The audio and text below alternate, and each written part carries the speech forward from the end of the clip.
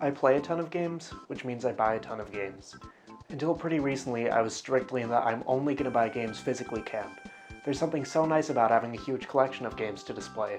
It's the same with collecting anything else really. Like around me over here are all of my DS, 3DS, and PS4 games. Then up above are the GameCube games, PS1 games, and then PS2 are up top. Then way over here are actually all the Wii and PS3 games. It's a nice, satisfying collection to look at. And I don't know if it's just me, but I feel more incentivized to actually play my games when I buy them physically instead of digitally. There's something about going to a store and picking up the game that puts more weight on the decision, instead of just buying something online within a few seconds.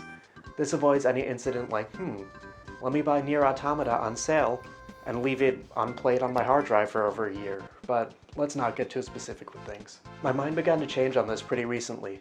First, a while ago, the GameStop by me closed down for good.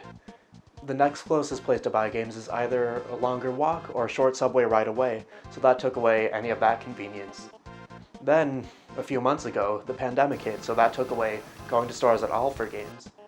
This led to me buying so many games digitally and going on the biggest gaming spree of my life. Here, in order of when I purchased them roughly, are all the games I've played during this pandemic.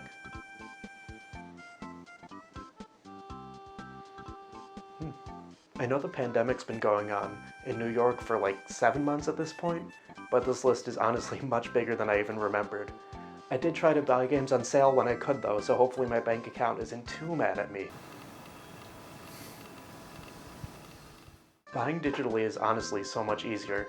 Sure, the Wi-Fi in my bedroom is slow, but physical games on the PS4 still need to be installed first, even though I have the disc, so there isn't that much of a time difference in reality. There's also a huge downside to having a large physical game collection. It's that it takes up so much space. Buying digitally really just alleviates any space issues, as I have no room left in my cabinets pretty much. I can't even imagine having that many more games in them. It's also really nice to be able to play new games right at midnight instead of waiting to go get them the next day.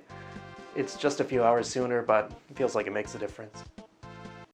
So that leaves me here, unable to decide if I want to stick to buying some games physically, or if I want to commit to a fully digital-only lifestyle.